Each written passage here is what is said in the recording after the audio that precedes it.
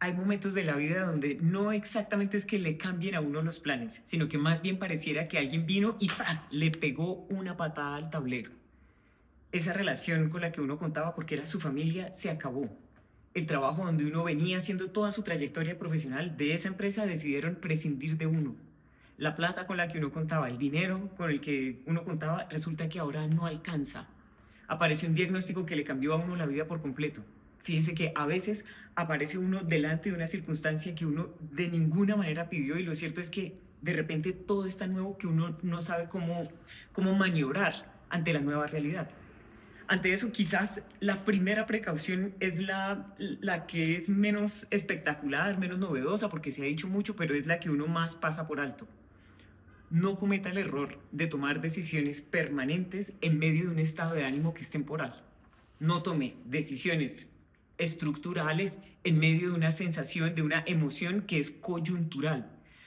Fíjese, uno esto lo entiende, se da cuenta de que es obvio, pero lo pone muy poco en práctica porque uno no se da cuenta la causa que hay detrás.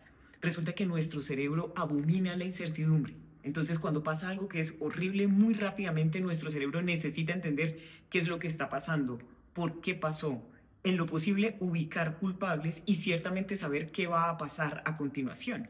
Aquí, ¿cuál es el problema? Que el cerebro de uno empieza a armarse unas narrativas, por ejemplo, perdí 20 años de mi vida dentro de esta relación. Nada de lo que yo hice valió la pena, todo mi trabajo se perdió.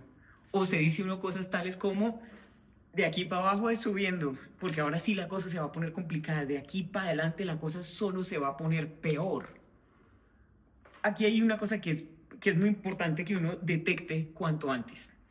La circunstancia dolorosa que está delante de uno puede ser absolutamente cierta, objetivamente cierta, pero la narrativa que uno arma alrededor de eso puede ser completamente falsa.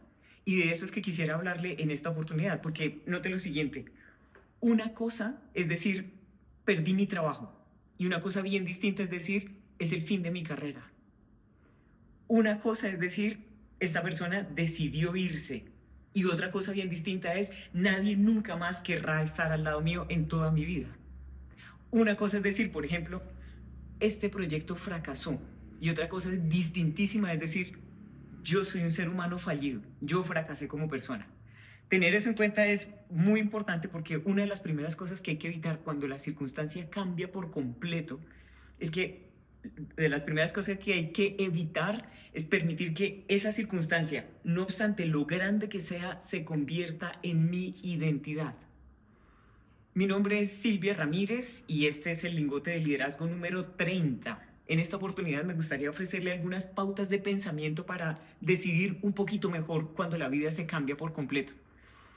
Hay veces que note, no es exactamente que uno esté delante de un problema, porque problemas tenemos siempre. Hay veces que la cosa es tan grande que uno siente como si se hubiera quedado sin señal de wifi con el cosmos, o sea que uno se quedó sin mapa y no sabe maniobrar. En esos casos, lo importante es impedir a toda costa que sea el dolor quien decida por uno. Por eso en esta oportunidad el cartero le escribió una carta, esta está larguísima, por eso la hice imprimir, una carta con 10 preguntas que en realidad son 10 pautas, son 10 criterios de decisión para que usted asuma mejor su nueva circunstancia. Si usted está viendo este video en Instagram o en LinkedIn, aquí esta es la versión corta, porque claro, desarrollar esto va a tomar mucho tiempo y no lo puedo subir a esta plataforma, pero nos vemos en YouTube en el canal @Silvia, la primera I es Y, la Y de Yuca, Silvia Network. Muy bien, comenzamos entonces.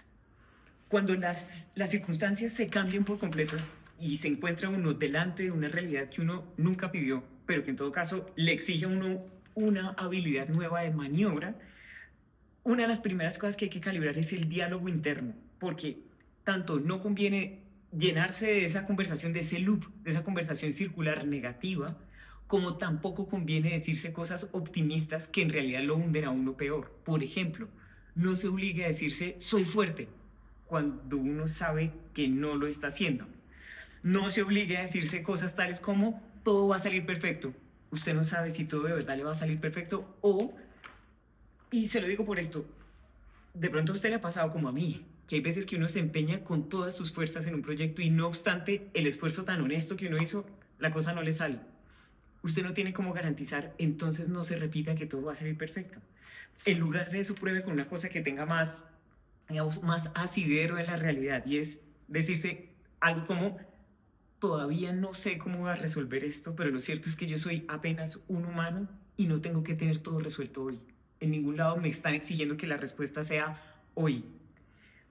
Cuando uno cae, una cosa muy importante es no tratar de rebotar inmediatamente.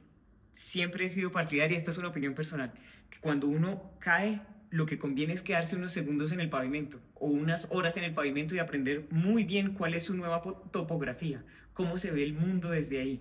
Y sobre todo darse cuenta de las nuevas circunstancias, exactamente qué es lo que no le gusta, para que no se quede uno a vivir ahí. Otra de las cosas, estamos empezando por los ajustes al diálogo interno.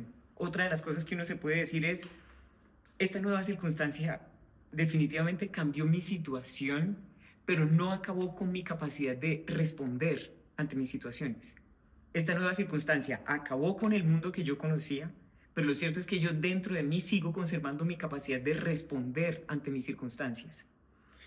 Otra, otra frase de poder, otro mantra para cuando uno está en esas: hoy lo único que necesito es llegar con vida a mañana.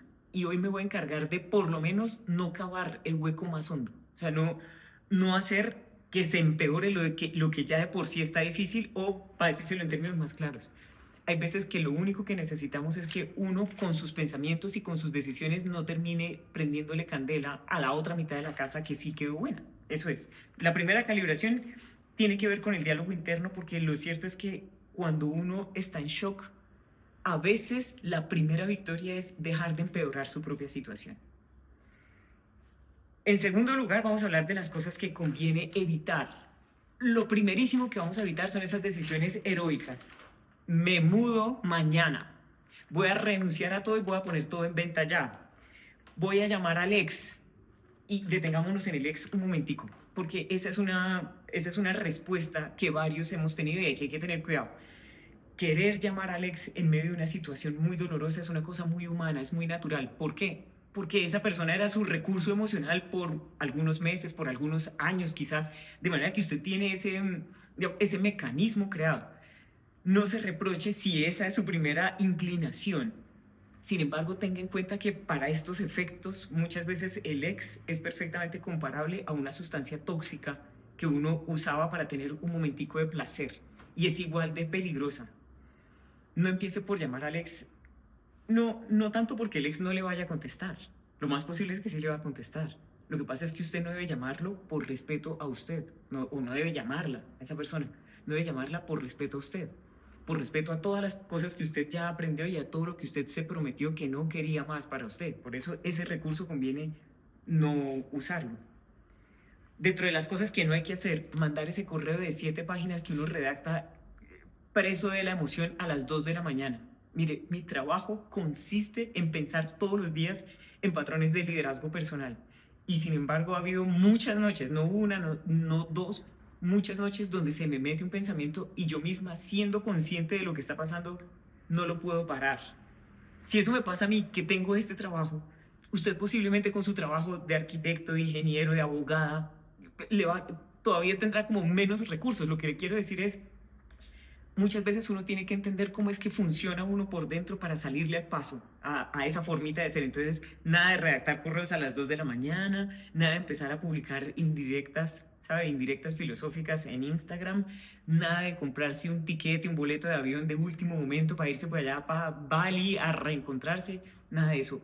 Empiece por calmarse, empiece por entender que a veces lo mejor que uno puede hacer es no hacer nada en absoluto. Acuérdese, cuando uno está en el pavimento, empiece por respirar desde el pavimento unos segunditos y ver cómo se ve el mundo desde ahí. Lo segundo que no hay que hacer es meterse en un bucle de preguntas que uno no tiene cómo responder. Y es, quizás dentro de las preguntas, la más importante es: ¿y cómo pudo pasarme esto a mí? Esa pregunta sí es importante y es una pregunta muy válida, por cierto, porque cuando uno se la hace, tiene uno la oportunidad de aprender de las cosas que le pasaron, claro. Lo que pasa es que en la vida hay que tener una herramienta de supervivencia que es el sentido de la oportunidad. Piense usted en este ejemplo que no tiene nada que ver, pero ahorita lo vamos a trasladar. Pongamos en el uso del maquillaje. el uso del maquillaje, en mi caso, una señora de 42 años, pues le viene bien a uno, ¿no? Un poquito de rubor, un poquito de lápiz de labios, tal. Pero en una niña de 6 años la imagen es impresionante, es fea, porque no es oportuno. Lo mismo ocurre con esta pregunta. La pregunta de ¿y cómo pudo pasarme esto a mí? Es una pregunta muy buena, porque es la pregunta que permite capitalizar el dolor. Pero cuando está usted en medio del incendio, no se la haga, porque esa pregunta, hay preguntas que sirven para pensar, pero esa pregunta hecha en ese momento solo sirve para acrecentar el dolor. Entonces, no nos vamos a meter en bucles de preguntas circulares. En cambio, le tengo 10 preguntas que sí vale la pena hacerse. Aquí voy a hacerle una sugerencia práctica, y es, de ser posible, oiga todas las 10 preguntas de corrido. Es decir, no se salte, pongamos, voy a oír las últimas 2 preguntas que seguro son las más interesantes. En mi sentir, todas son igual de importantes, pero ocurre que algunas de las preguntas del final dependen de argumentos que se van a dar al principio. Entonces, si le es posible oír todo el cuento, mejor. Bueno, primera pregunta: ¿qué cambió realmente? Porque uno siente que todo es distinto, pero ahí tiene uno que... La invitación más grande de este video quizás es a la sobriedad, a que esté uno lúcido, sobrio, templado, como para en medio del dolor. Y yo con esto no quiero restarle dimensión, importancia, solemnidad al dolor que uno está sintiendo cuando se le cambiaron todas las circunstancias. Al mismo tiempo hay que tener en cuenta una cosa que es muy importante: nadie va a venir a rescatarlo a uno. Entonces es cierto que muchas veces el gesto adulto es ser uno capaz de hacerse esta clase de preguntas en medio de un dolor que uno siente que lo está superando. Entonces, primera pregunta: ¿qué fue lo que cambió realmente? Porque cuando todo se derrumba, la tendencia es a generalizar. Entonces uno dice, por ejemplo, perdí todo, ya nada tiene sentido, mi vida cambió completamente. Es verdad, la vida pudo haber cambiado mucho, pero nuestra apuesta grande aquí va a ser por la precisión. Y ya le explico por qué. Aquí lo voy a invitar. A mí me gustan los ejercicios del coaching, pues tanto que dejé de ser abogada y me convertí en coach. Entonces, si a usted le gusta hacer los ejercicios por escrito, sería mi invitación ideal. Tome lápiz y papel y conteste qué cambió exactamente. Y de ser posible, póngalo en una sola frase. Por ejemplo, cambió la forma como yo me ganaba la vida. Cambió la estructura familiar de mi vida. Cambió cambiaron mis circunstancias porque ahora tengo una circunstancia médica que me impone por completo un nuevo estilo de vida. Póngalo en una sola frase, nada de párrafos, solo una frasecita. Y a continuación contéstese qué terminó. Terminó esa estructura de seguridad que yo sentía encontrar cada noche cuando volvía a mi casa, por ejemplo. Terminó el estatus que yo sentía con ocasión del cargo tan importante que yo tenía en una compañía, por ejemplo. ¿Qué es lo que ya no existe más? ¿Qué dejó de estar disponible? Por ejemplo, dejó de estar disponible mi círculo de amigos, de colegas con los que yo tomaba todas las mañanas un café en la oficina. Era como mi círculo de apoyo. Teniendo en cuenta que ya no tengo ese trabajo, ese círculo no lo tengo más. Anote qué cosas dejaron de estar disponibles. A continuación, ¿qué plan ya no es viable? Supongamos que usted, salgámonos por un momento del ámbito familiar, pongamos que usted estuviera trabajando los últimos meses con mucho empeño para crear una nueva dependencia dentro de la organización, una nueva área, una nueva gerencia. Y usted lleva 6 meses, un año, contratando la tecnología, buscando el talento, organizando la cosa, y de repente prescindieron de usted en ese trabajo. Ese sueño en el que usted estaba tan apostado ya no es viable y toca ponerle el pecho a eso. Entonces, ¿qué plan ya no es viable? Anote ahí. Siguiente, ¿qué expectativa tengo que dejar de considerar como una realidad? Note lo siguiente: hay expectativas que ya son rayanas en la certeza. Hay, por ejemplo, cuando los novios se prometen en matrimonio, que ya la pareja empieza a funcionar como si fuera prácticamente la esposa o el esposo, y empiezan a tomar decisiones conjuntas, decisiones que tienen calado económico o calado patrimonial, por ejemplo, o una nueva posición que de plano le iba a dar a usted una nueva personalidad por completo, que usted ya se figuraba vistiéndose distinto, hablando distinto, interactuando con personas distintas. Bueno, ¿cuáles de esas cosas que las veía yo tan cerquitas, sencillamente ahora con ocasión de las nuevas circunstancias no se van a producir? Siguiente pregunta: ¿qué persona ya no puedo incluir dentro de mis cálculos? Bien sea porque falleció, o porque la relación terminó, no solo la relación sentimental, porque la relación laboral, la relación de amistad terminó. De a qué persona ya no puedo volver a incluir en mis cálculos, qué ingreso desapareció.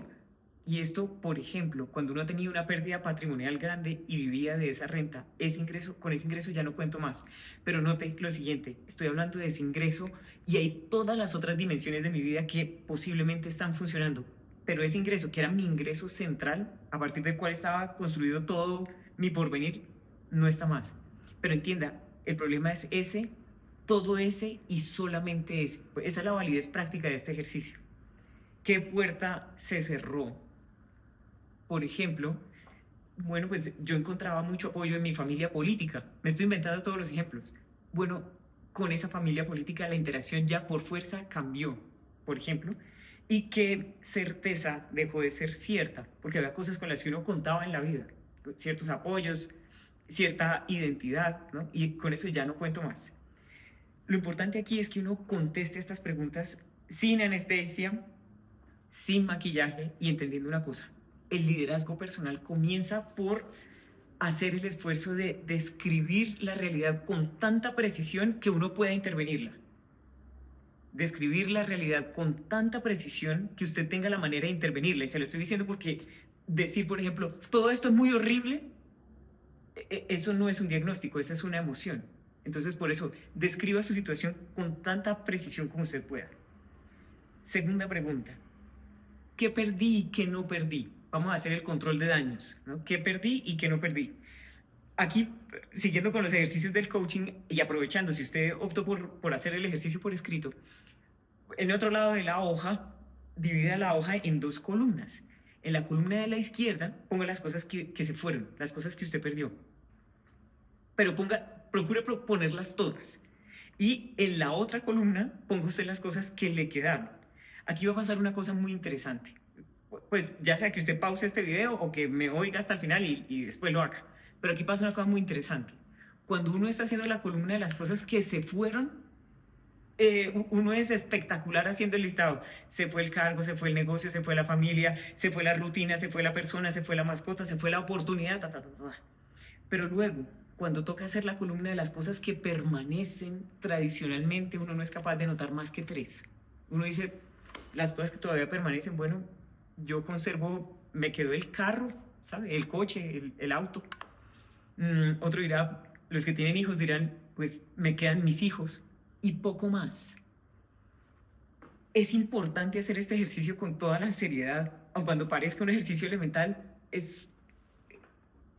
podría ser más trascendental de lo que uno, es decir, puede ser tan trascendental como uno quiera si uno se lo toma en serio. Por lo siguiente, el dolor tiene la facultad de enceguecerlo a uno, entonces, y le altera a uno las cuentas. A la hora, haga usted de cuenta estar hablando con un contador público, con el contable. A la hora de hacer el cuadro de pérdidas, le pone todo, pero cuando hay que mirar los activos, le altera y le pone como si uno no tuviera nada en su patrimonio. Es por eso que el ejercicio hay que hacerlo despacito. Entonces vamos a hacer el inventario completo. Dentro de la columna de las cosas que sí quedaron, anote, por ejemplo, qué conocimientos usted conserva, porque usted pudo haber perdido toda su estructura material. Con todo y lo desolador que eso es, atención, yo estoy grabando este video en agosto de 2026. Hace 2 días en Colombia sufrimos una tragedia enorme con un terremoto que acabó con la parte occidental de mi país. Y hay personas que venían con mucho esfuerzo trabajando para pagar su casa y ahora deben una parte de esa casa que no existe más porque se la llevó el terremoto. Entonces, al tiempo con que eso es cierto y que tiene, a mí es que eso me parece absolutamente desolador, que no tenga uno dónde meter la cabeza. Al tiempo con el dolor de eso, no es menos cierto que, por ejemplo, hay conocimientos que uno conserva. Listo. Entonces, ¿con cuáles conocimientos cuento yo en este momento? ¿Qué contactos tengo? Caramba, porque yo llevo 25 años trabajando. Habré conocido a algunas personas. Pegadito a los contactos, ¿qué reputación me he labrado en ese tiempo? Y ahora no solo profesional, incluso en el ámbito personal. Yo tengo el caso de amigas que se hicieron la reputación de ser excelentes madres. Y eso, que me parece como interesante, como el fenómeno, se divorciaron y a la hora de establecer una nueva relación, el hecho de que fueran conocidas por ser tan buenas mamás llamaba la atención de algunas personas. O sea, esa reputación les sirvió para establecer una nueva familia no, sin tomarse tanto tiempo para eso. Entonces, ¿con qué reputación cuenta usted después de lo que pasó? ¿Qué capacidad profesional le quedó? Porque, por ejemplo, usted puede decir, pues mire, me sacaron de este trabajo donde yo trabajaba como abogada, por ejemplo, me desempeñaba como abogada, pero me tocó ser una abogada que sabía de números, porque en esta empresa nos tocaba ser toderos, ¿no? Que todos hacíamos de todo. Pues yo soy una abogada que sabe de números, que es una cosa como excepcional. Ah, bueno, usted tiene, le quedó a usted esa capacidad profesional. ¿Qué personas sí permanecen? ¿Qué personas todavía están en su vida? Porque puede que usted ya no tenga ese grupo de amigos de la oficina, pero están sus amigos de toda la vida. O por ejemplo, está su familia. O por ejemplo, está ese pupilo, esa persona que es más joven que usted y que lo ha admirado siempre y que está ahí, que siempre cree en usted, que lo está mirando atentamente a ver usted con qué va a salir. A veces basta con que haya una persona de pronto más pequeñita que uno, que cree en uno para que uno sienta, mire, que se le inflama el espíritu y es capaz de salir al otro lado. Entonces, ¿qué personas me quedan después de todo lo que pasó? ¿Qué dinero todavía existe? Aquí una vez una coach experta en finanzas para mujeres proponía un ejercicio que a mí me pareció un poquito extremo, pero no puedo evitar mencionarlo. Decía la coach, oiga, haga cuenta de todo. O sea, cuente usted en cuánto podría vender sus electrodomésticos, sus joyas, las cosas que usted pudiera vender de su ropa, de sus efectos personales. Incluya todo. Bueno, ¿qué dinero, no obstante todo lo que pasó, qué dinero le quedó? ¿Qué salud todavía le queda? Por ejemplo, ¿cuánto tiempo tiene o de qué tiempo dispone ahora? Porque mire, estar uno desempleado, con la angustia de no saber con qué va a comer mañana, pasado mañana, de nuevo, sin mermarle dimensión ni importancia al dolor, al tiempo es cierto que ahora usted tiene disponible todo el día. Y eso ciertamente es un capital. Entonces, de qué tiempo dispongo ahora? Esta pregunta es delicada, pero es importante. ¿Qué libertad apareció, aun cuando yo todavía no la considere como una ventaja? ¿Qué libertad apareció con ocasión de esta trifulca? ¿Qué libertad apareció, aun cuando mi dolor en este momento es tanto que yo todavía no alcanzo a verlo como una ventaja, pero lo cierto es que surgió una nueva libertad? Ahorita hablamos de eso con más detalle. Y vienen dos preguntas que me gustan mucho. Una, ¿qué sabe hoy que usted no sabía antes de que pasara eso que pasó? ¿Qué conocimiento le quedó? Algunos dirán, yo hice un posgrado en perfiles psiquiátricos, ¿no? Otro dirá, pues yo hice un posgrado en finanzas, yo ya hice mi máster en administración de negocios. ¿Qué conocimiento le quedó? Y que esta es, la anterior me gusta mucho, pero es que esta me gusta más. ¿Qué parte de usted sobrevivió a la pérdida? Porque hay veces que lo que sobrevivió de uno, por ejemplo, es, mire, pasó de todo, acabaron conmigo. Hace muy poco veía a una líder de mi país diciendo, llegó el punto en el que yo me quedé sin trabajo, con un diagnóstico de cáncer, perdí el pelo, ¿verdad? Dice, me quedé sin trabajo, sin contactos, sin belleza. Y como mujer ella pues se sentía especialmente vulnerable con esto. Pero fíjese, pudo ocurrir que usted hubiera perdido todo eso, pero por ejemplo, me quedó la capacidad de ilusionarme, que no es poco. A estas horas del partido, con todas las cosas que me ha tocado ver, todavía soy capaz de albergar una ilusión en mi corazón y de esa ilusión no me alcanzan las piernas del cuerpo porque ya no tienen fuerza, pero yo pedaleo con las piernas del corazón. Por ejemplo, ¿qué parte de usted sobrevivió a la pérdida? Todo eso es patrimonio. Pasemos a la tercera pregunta. Esta pregunta sí que exige madurez. ¿Qué parte de mi dolor corresponde a lo que perdí y qué parte de mi dolor corresponde a lo que yo había imaginado? Se la voy a hacer otra vez porque aquí nos merecemos unos segunditos de silencio. ¿Qué parte de mi dolor corresponde a lo que perdí y qué parte de mi dolor corresponde al futuro que yo había imaginado? Reflexione sobre esto porque es que muchas veces uno está llorando no exactamente por lo que ocurrió, por lo que perdió, sino por lo que pudo haber sido y no fue, por las cosas que uno soñaba y que ya no serán, por la boda que ya no se va a celebrar, por la jubilación que ya no se va a disfrutar, por esos viajes que ya no vamos a hacer juntos, por ese cargo que iba a llegar, por esa versión de uno mismo que estaba, ya le digo, garantizado. Pongamos que usted era el más opcionado para el cargo de director, ¿no? Ya uno se veía, como le decía hace unos minutos, se veía usted ya montado en un cargo distinto, en un carro del año, bueno, vestido quién sabe cómo. Eso pudo haber sido y no fue, y lo que duele a veces es la ilusión. Hay unas, fíjese que hay unas cosas que duelen de una manera distinta porque no es que hubiera desaparecido una persona o una circunstancia, sino que desaparece una película completa, película que uno ya en su cabeza le había puesto play sin que se rodara. Es eso lo que duele.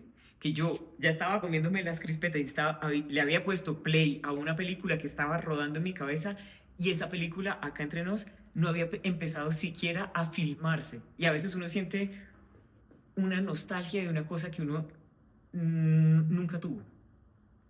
Entender ese fenómeno, a mí, o sea, me detuve aquí porque es que me parece muy revelador. Aquí hay una cosa que exige de nosotros la máxima madurez y es entender que el hecho de que uno hubiera soñado con fuerza, pero pongámosle más candela, el hecho de que uno hubiera trabajado con fuerza en pos de un futuro no hace que eso le perteneciera. Es decir, no había un contrato con el cosmos. En ningún lado decía que eso le tenía que pasar. Era una posibilidad y aceptar eso, en definitiva, duele mucho, pero le permite recuperar su poder. ¿Y a qué clase de poder me refiero? Al poder sobre su energía y sobre su atención. Porque en lugar de usted estar quemando, aceptar que una cosa pudo haber sido y ya no será, permite que usted deje de estar esa... Mire, vamos a hablar aquí un momentico de cómo ocurren las cosas, por ejemplo, en el amor o cuando hay una terminación de un contrato laboral por una discordia personal con alguien. Note que uno pasa muchísimas noches en su cabeza repasando el escenario y acá entre nos lo que uno está haciendo es repasar esa escena, pero una escena en la que uno sí dice todo lo que quería decir. Una escena en la que a lo mejor la otra persona se disculpa. Una escena en la que la otra persona dice en voz alta que lo lamente, que está dispuesto a hacer ciertas cosas a continuación. Pero esa persona ni siquiera está pensando en uno. El colega ya se olvidó de uno, el colega está feliz de que lo hayan despedido a uno y uno ahí quemándole corriente en la cabeza. Y esa corriente mental es la que necesitamos para construir un futuro. Es por eso que le digo, aceptar el dolor de lo que pudo haber sido y no fue, le permite a usted recuperar buena parte de su poder. Pasemos a la cuarta pregunta. ¿Qué parte de su nueva realidad no es negociable? O sea, ¿qué parte de las cosas que tengo delante de mí no las puedo cambiar? Esta es una de las preguntas que son, pues claro, menos románticas, pero más útiles, porque hay cosas que sencillamente ocurrieron. Que la persona murió, que la relación se terminó, que el socio se fue, que la empresa se cerró, que el diagnóstico está ahí, que el diagnóstico es de verdad, que el dinero con el que yo contaba desapareció. O sea, ¿qué cosas de eso, que el mercado cambió? Es importante que uno haga ese listado y note que cuando lo que se pierde es una persona, hay una cosa aquí en la que uno solo piensa cuando se ve dentro de la situación.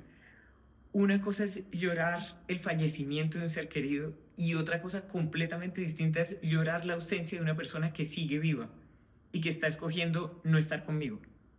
O que yo, por respeto a mí, estoy escogiendo no estar con ella o con él. Hay que ponerle el pecho a la realidad en toda su dimensión, porque de lo contrario a uno se le va la vida teniendo batallas metafísicas, ¿me entiende? Batallas en un plano que no corresponde ya a la realidad. Y aquí hay una cosa que es muy importante tener en cuenta. Aceptar algo no significa aprobarlo. Que yo acepte algo no significa que yo digo que eso está bien. Significa que yo entiendo que no lo puedo cambiar. Aceptar algo no significa agradecer. Y le propongo que nos detengamos aquí un momento por lo siguiente. De nuevo Yo es que tengo muchos reparos con esos contenidos de la autoayuda cuando no se interpretan bien, porque tienen muchos puntos ciegos que terminan siendo armas de doble filo.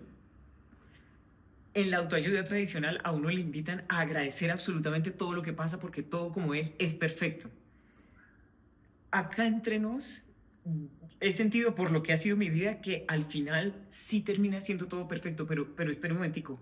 No ha de ser ese el primer pensamiento. Cuando usted se encuentra que el mundo que usted conocía, como pasó hace 2 días en mi país, que se encuentra uno de repente desposeído, desolado, ¿no? Que se quedó absolutamente en el aire.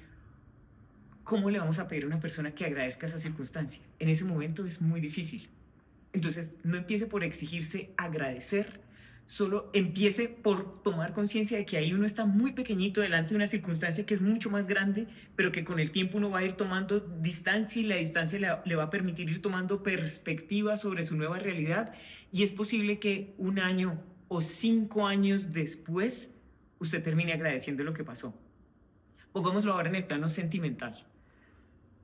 Supongamos que usted fue víctima, por ejemplo, de una relación marcada por el abuso narcisista, que es una de las cosas más, caramba, más destructivas que yo haya vivido.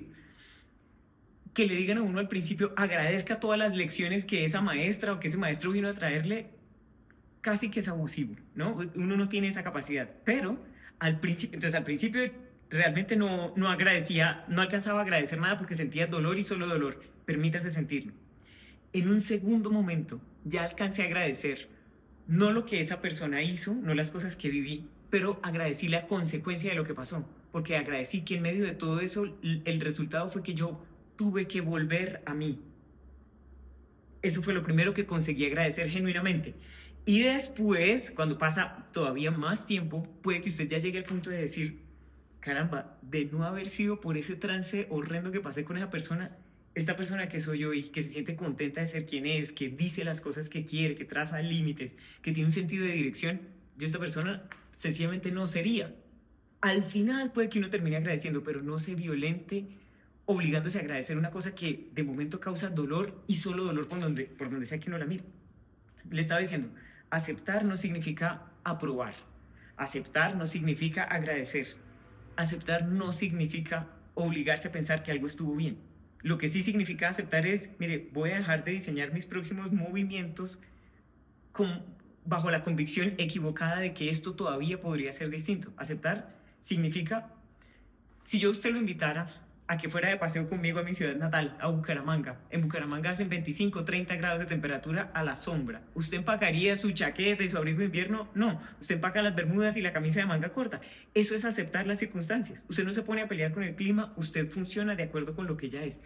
Esa es la invitación de este punto.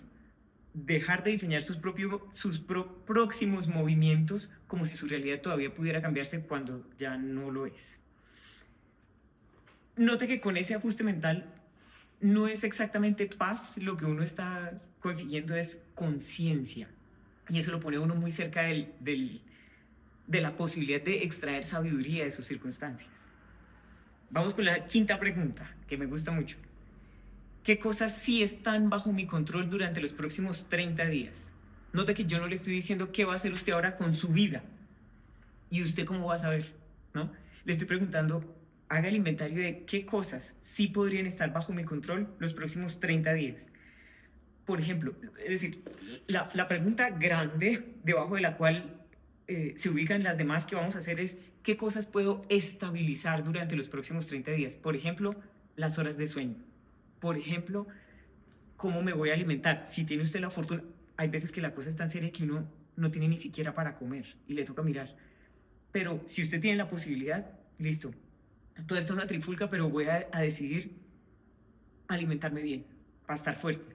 Por ejemplo, puedo estabilizar mis finanzas, hay cosas que puedo parar ahora mismo, hay cosas, sí, hay gastos de los que puedo prescindir. No controlo nada, pero puedo al menos controlar mi agenda, cómo voy a usar el tiempo. Voy a controlar mi actitud delante de la búsqueda de trabajo.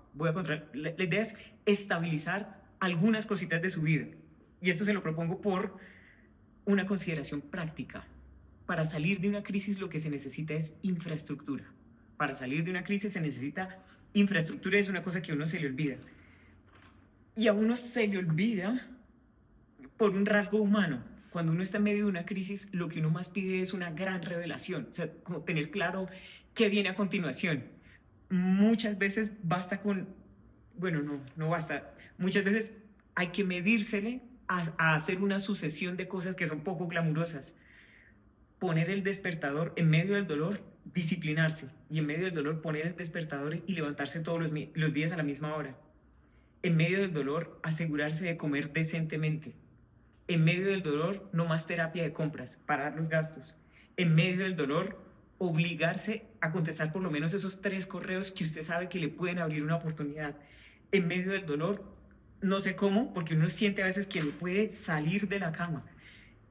Forzarse a ponerse en marcha y hacer un poquito de ejercicio, ponerse en movimiento. En medio del dolor, organizar los documentos, porque a veces uno queda muy aturdido con la partida de un ser querido y uno dice, ¿y ahora qué?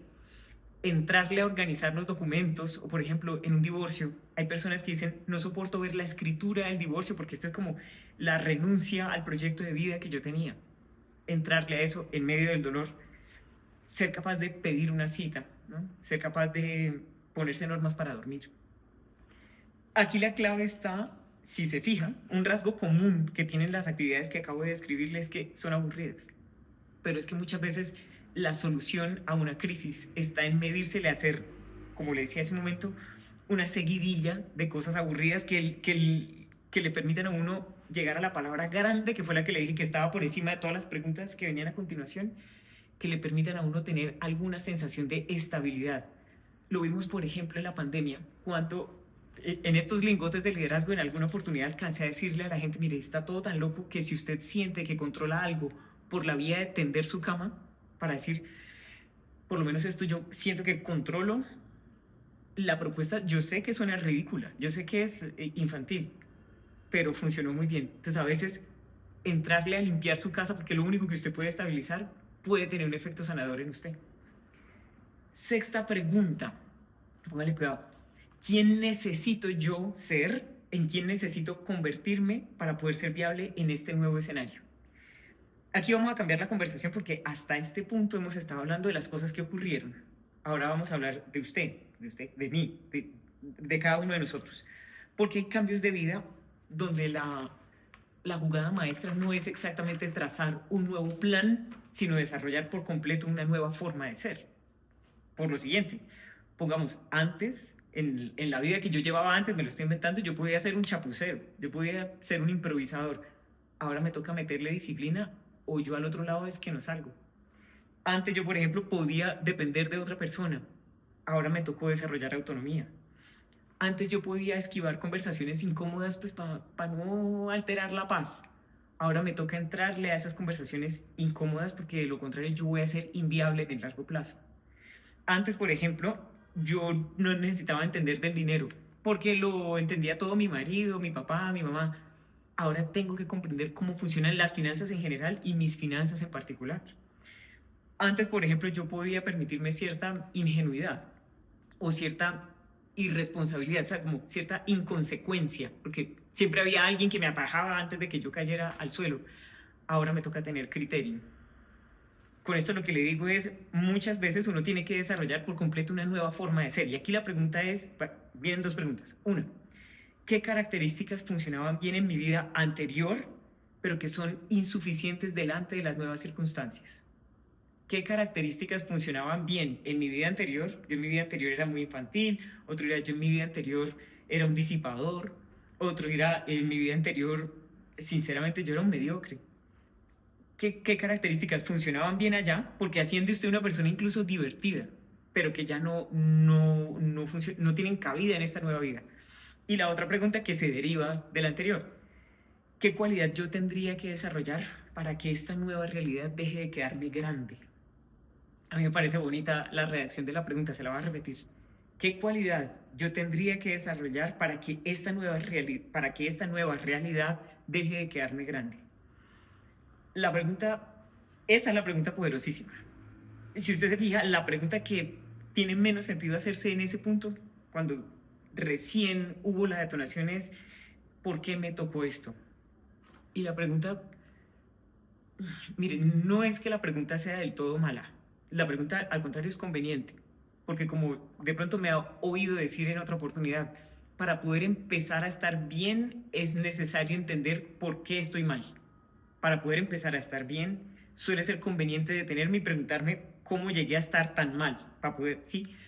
Pero cuando pasan estas cosas, es que no estamos hablando de nuevo de tener un problemita. Estamos hablando de que todo mi mundo se cambió. ¿Se acuerda que le decía al principio que se quedó uno como sin señal de Wi-Fi, pero con el cosmos? Bueno, en esos casos es muy importante tener en cuenta que la vida no siempre es justa, pero casi siempre es pedagógica. La vida, lamentablemente, no siempre es justa, pero casi siempre es pedagógica, de tal suerte que la pregunta grande en este punto es ¿en quién tengo que convertirme para poder manejar esto? Porque hacerse esa pregunta lo pone a uno en otra orilla psicológica, lo pone a uno en la posición de dejar de ser un receptor de golpes, ¿sabe? Que ya no sea usted el que recibe todas las balas perdidas, sino que ahora usted va a ser el libretista dentro de las nuevas circunstancias. Haga usted de cuenta que usted está escribiendo el guión para una película o que usted está escribiendo un cuento, una novela. Es usted el escritor, el autor. Y pasa que al personaje se le cambiaron las circunstancias y usted dice, bueno, pues ahora el personaje hace tal. De eso es que se trata. La séptima pregunta tiene que ver con algo que es muy delicado porque puede ser una fuente de victimización. Entonces vamos despacio. La pregunta es, ¿qué error no quiero repetir? Y hay que tener cuidado porque una cosa es aprender y otra cosa es dedicarse a torturarse retrospectivamente por información que uno entonces no tenía. Porque de pronto usted conoce la figura del profeta del día después, ¿no? Que todo el mundo le queda fácil decir, después de que ya pasaron las cosas, pero eso se veía venir. Por ejemplo, pero es que desde que se casaron esos dos se veía que se iban a divorciar, es que no había manera. O, por ejemplo, pero pues claro que se iba a quedar sin plata si siempre se supo que eso era un mal negocio. O, por ejemplo, después de usted sufrir una traición, pero ¿cómo no me di cuenta si fulano de tal o fulana de tal desde el principio tuvo el mismo comportamiento? No sea usted tan cruel como para exigirle a la persona de hoy, primero que tiene 5 años más de lo que tenía usted, o 10 años, o 30 años más de los que tenía usted cuando recién se embarcó en la situación, pero sobre todo a la persona que ya conoce cuáles fueron las consecuencias de esos hechos, no le exija a usted a ese yo del pasado funcionar como si ya las conociera, porque eso es hacerse trampa a usted, o sea, eso es injusto con usted. Para decírselo sin darle así muchas vueltas, lo que uno no puede preguntarse es, pues yo por qué fui tan idiota. Con eso uno que construye. En cambio, la pregunta importante es, póngale cuidado, ¿qué dato ignoré? ¿Qué banderas rojas me salté? ¿Sabe? Que uno siguió de largo delante de las banderas rojas. ¿Qué conversación evité? Y de acuerdo con esto, ¿qué patrón me voy a tomar más en serio la próxima vez? Porque muchas veces el desastre, no siempre, hay desastres naturales donde todo cambia súbitamente, pero muchas veces cuando el desastre tiene lugar dentro de las relaciones interpersonales, el desastre no es algo que ocurre de la noche a la mañana, sino que es algo que se fue fraguando y frente a lo cual uno no reaccionó a tiempo porque uno empezó a conceder una serie de disculpas y de justificaciones que la otra persona ni siquiera estaba pidiendo que uno le concediera. Entonces, cuidado con eso. Y esto, hacer el ejercicio de esta manera, repitámoslo, ¿qué dato ignoré? ¿Qué banderas rojas me salté? ¿Qué conversación evité? Y por lo tanto, ¿qué patrón voy a tomar más en serio la próxima vez? Cuando uno analiza la cosa ahí, es que ahí es donde uno se vuelve inteligente. Porque el dolor no trae de por sí sabiduría. Hay veces que el dolor solo trae dolor. Hay circunstancias que son dolorosas y solo dolorosas, eso es cierto. Pero también es cierto que cuando uno se detiene y procesa la información correctamente, ahí aparece la sabiduría. Una vez, en medio de un dolor muy grande que yo experimenté porque estaba dentro de una relación caracterizada por el abuso narcisista y yo estaba muy angustiada porque yo entendía que todo estaba mal y me angustiaba que yo no era capaz de salirme de eso. Entonces, en mi búsqueda, resulté leyendo un libro que se llama El fuego interior o El fuego interno, por ahí va, creo que es de Carlos Castaneda, y decía, el hombre del conocimiento se caracteriza porque es capaz de, mientras está recibiendo el riendazo, o sea, el latigazo, el dolor, mientras está recibiendo el dolor, es capaz de recabar información de su agresor. Es capaz de ir aprendiendo mientras está recibiendo el golpazo. Puede que en varios sentidos esa sea la invitación grande de este momento, a actuar con la madurez. Yo sé que lo que le estoy pidiendo no es fácil, porque es contravidente, es antinatural. Pero a veces toca tener esos gestos de heroísmo, de ser capaz de estar aprendiendo de la situación mientras le está ardiendo. Octava pregunta. ¿Qué posibilidades existen ahora que antes no existían? Y con esta pregunta también hay que irnos con cuidado porque de mi parte puede sonar una pregunta cínica.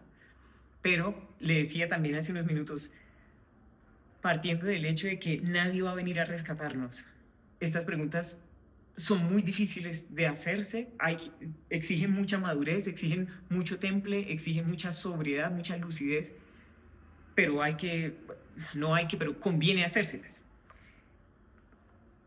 Yo sé que es muy irritante esa versión del optimismo que le habla a uno siempre del regalo escondido, ¿no? Siempre hay que encontrar la bendición escondida de las circunstancias, porque a veces solamente hay pérdidas, pero como le digo, a veces dentro de la pérdida lo que, si tocara traducirlo en términos bien prácticos, lo que hay es una reconfiguración de las posibilidades.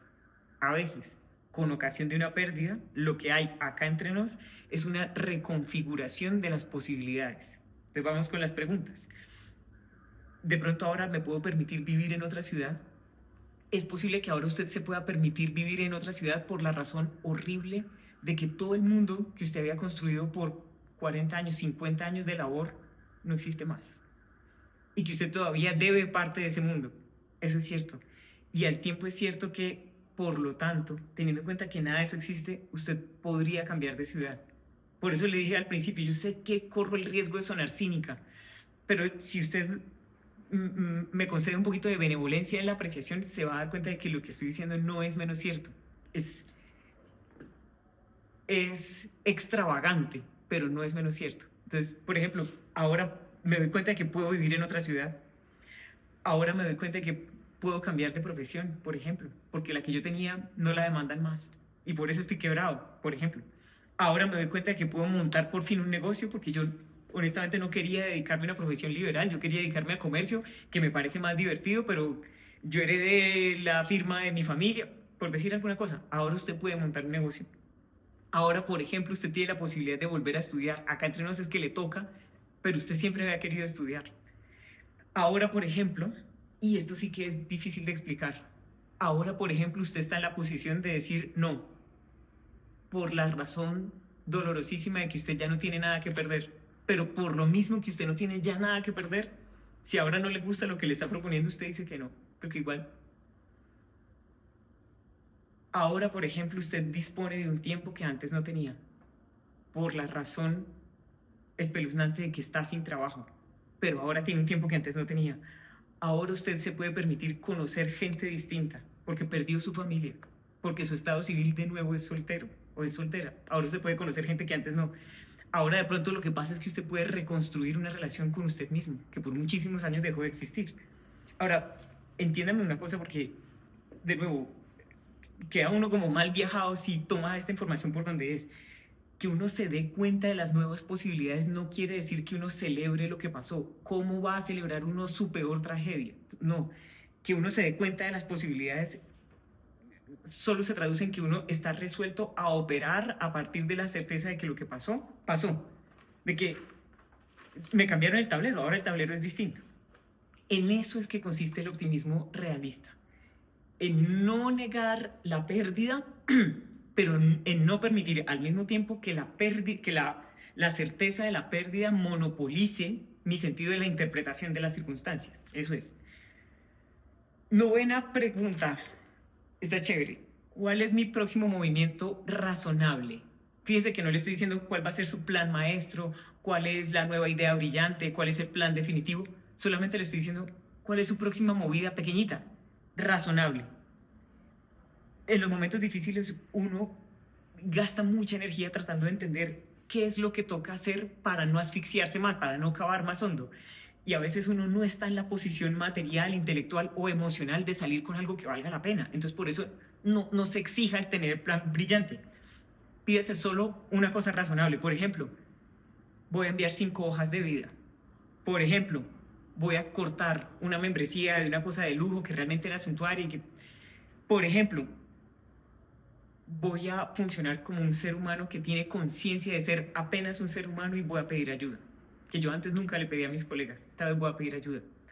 Por ejemplo, voy a hacer esa llamada, voy a poner esa cita, voy a salir a caminar, voy a ir con el abogado y voy a hablar de las cosas que pasaron, voy a dormir más, voy a terminar el documento, voy a tener esa conversación. Fíjese, sobre todo lo estoy invitando a establecer una dinámica, hacer una cosa razonable y después hacer otra cosa razonable y después hacer otra pequeña cosa razonable. Y si usted se fija, la vida de uno puede reconstruirse así, en una sucesión en una sarta de decisiones sensatas consecutivas. Décima y última pregunta. ¿Cómo voy a saber que estoy mejorando? O sea, ¿cómo voy a medir mi progreso? Esta pregunta es esencial porque es que la recuperación es tramposa. O sea, Fíjese que al cerebro hay que entenderle las mañas. Entonces a veces nuestro cerebro dice, bueno, si ya hice la primera cosa sensata, yo ya debería empezar a sentirme espectacularmente bien. El cambio casi nunca ocurre así. O sea, que uno estaba sintiéndose fatal y ahora de repente por una buena acción empieza a sentirse súper bien. No, uno empieza a sentirse, a estar menos fregado, para que me entiendan. Que yo antes dormía solo 2 horas, ahora duermo 4, progresó. Que yo antes lloraba todos los días, ahora lloro 2, progresó. Que yo antes no podía concentrarme 20 minutos, ahora puedo trabajar en bloques de 1 hora, progresó. Que yo antes no me despegaba del teléfono estando atenta a si llegaba un mensaje, una llamada, ahora miro menos el teléfono, progresó. La clave aquí, por ejemplo, una persona que gastaba impulsivamente, y esa terapia de irse para el centro comercial a reventar la tarjeta de crédito, este mes no lo hizo, progresó. Le puse tantos ejemplos intencionalmente porque cuando las circunstancias cambian de la manera en que lo estamos abordando aquí, que no es que uno tiene un problemita, sino que las circunstancias cambiaron por completo, eso ya es suficientemente estresante como para que uno se someta a meterse en una carrera contra el tiempo. Entonces, entienda que usted no tiene que ser la mejor versión de usted mismo para este viernes. O sea, sea benevolente con usted, concédase un poquito de tiempo.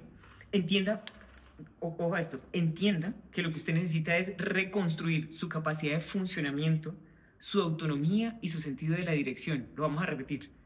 Entienda que con estas pequeñas victorias, a lo que le estamos apuntando es a reconstruir su capacidad de funcionamiento, es decir, su capacidad de operar, de entrarle a la vida, su capacidad, su autonomía, es decir, su capacidad de comprender las circunstancias adecuadamente y determinarse por su comprensión de las circunstancias, de actuar de acuerdo con la convicción que usted tiene, su autonomía, sin estar pidiéndole permiso a todo el mundo, y su sentido de la dirección. Reconstruir esa sensación de que usted tiene un plan, de que usted sabe para dónde va, porque eso es lo que lo hace uno invencible en el largo plazo. Eso es lo que hace que cuando le pasen a uno cosas que a uno no le gustan, uno dice, caramba, pues yo puedo aguantar porque yo sé que yo voy es para allá. Que no se desmonte usted el caballo cada vez que salga un perro a ladrar. Es eso. Para empezar con la recta final, me gustaría que hablemos un momentico sobre el dolor, porque me he dado cuenta de que nuestra cultura tiende a cometer 2 errores con el dolor.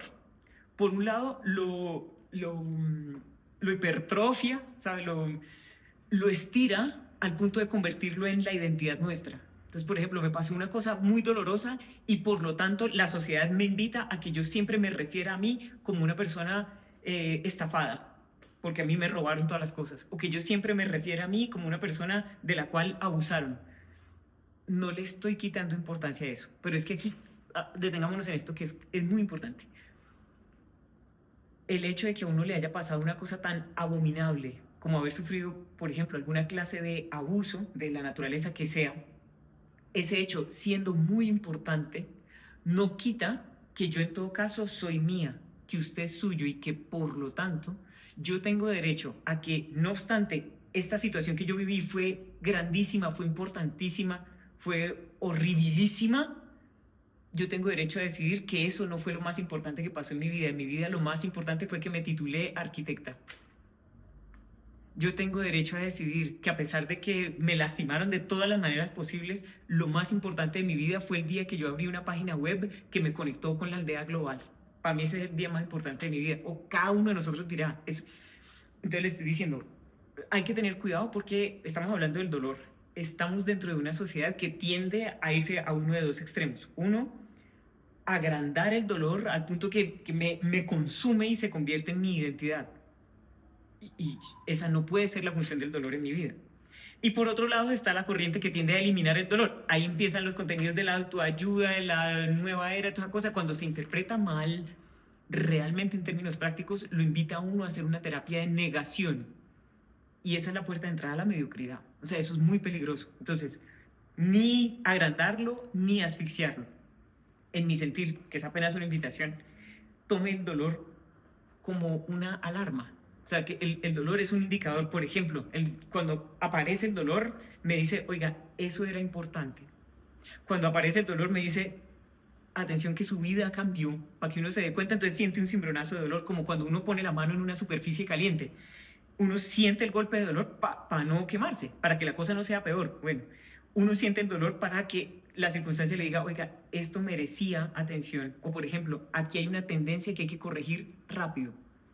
El dolor funciona, es excelente como alarma, pero es un pésimo gerente.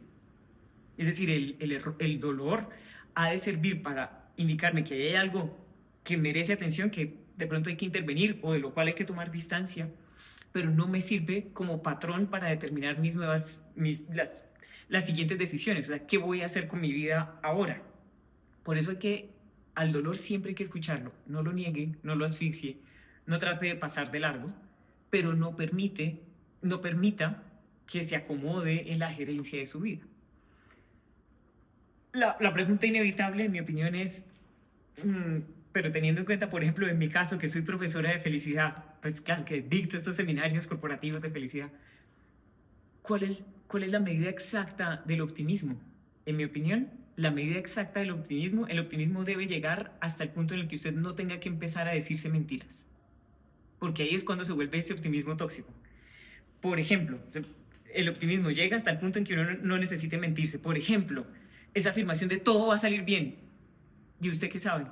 En lugar de eso, claro, yo es que digo las cosas largas, pero podría decirse uno, yo no sé exactamente qué va a pasar, pero sí sé que hay movidas que yo todavía podría intentar. Entonces no es decirme todo va a salir bien, porque sinceramente no sé cómo va a salir. Lo único que yo sé es que por lo menos hay una movida más que yo puedo intentar. Otra, el optimismo tóxico dice, por ejemplo, es que esta experiencia fue una bendición. El optimismo realista dice, sinceramente yo no habría elegido esto, pero todo el tiempo soy consciente de que lo que sí puedo es elegir quién voy a ser yo a partir de esto. La otra, el optimismo tóxico me puede decir, yo voy a recuperar exactamente lo que tenía. En mi opinión, el optimismo realista le dice a uno, yo no sé si pueda recuperar exactamente lo que tenía, pero estoy segura de que puedo construir algo que todavía no conozco. Y yo siento que más bien va por ahí. Si usted se fija, lo que tienen en común las afirmaciones que acabo de proponerle es que el optimismo termina donde empieza la negación de la realidad. Bueno, porque es que eso sí es ser uno un tonto. El, el sentimiento de la esperanza en una persona madura consiste o se manifiesta en el hecho de poder pararse, ver el panorama completo de sus circunstancias y entendiendo la dimensión del problemón, no obstante, aventarse, o sea, zambullirse, entrar y actuar. Para empezar a despedirnos, mire, si su vida cambió de una manera que usted definitivamente no habría elegido, no se sienta en la obligación de saber qué hacer, no se sienta en la obligación de sentirse agradecido y definitivamente no se sienta en la obligación de actuar como si eso no hubiera pasado, de demostrarle a los demás que usted ya lo superó. Usted es apenas un ser humano. Lo importante aquí es recordar que usted sí, muy posiblemente sí hay algo que todavía puede hacer. Y la clave para que usted tenga un norte o un mantra es apuntarle a recuperar la jurisdicción sobre usted mismo. Fíjese que los jueces tienen jurisdicción en una ciudad. Por ejemplo, lo que un juez tiene la facultad, la potestad de decidir, de impartir justicia en todos los casos que ocurran dentro de la Ciudad de México, por decir. Usted recupere la jurisdicción dentro de su vida. Recupere la soberanía sobre sus hábitos. Recupere la soberanía sobre su uso del tiempo. Recupere la soberanía sobre sus decisiones. Recupere la soberanía sobre cómo va usted a mover su cuerpo. Recupere la soberanía sobre la cantidad de información que usted da en sus conversaciones. Recupere la soberanía, si usted tiene la manera, sobre cómo va a usar usted su dinero. Y recupere la soberanía sobre el derecho que a usted le asiste de decidir cuál va a ser su próximo movimiento.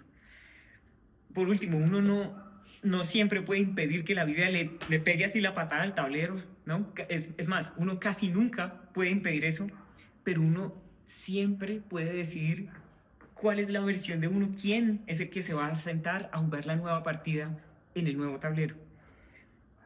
Y Muy posiblemente de eso es que se trata la expresión más seria del liderazgo personal, que no consiste en tratar de controlar las cosas que ocurran, sino en asegurarse de que, aun cuando todo lo que usted conozca se haya ido, usted haga todo el esfuerzo de mantenerse tan lúcido como para impedir que el que termine yéndose sea usted.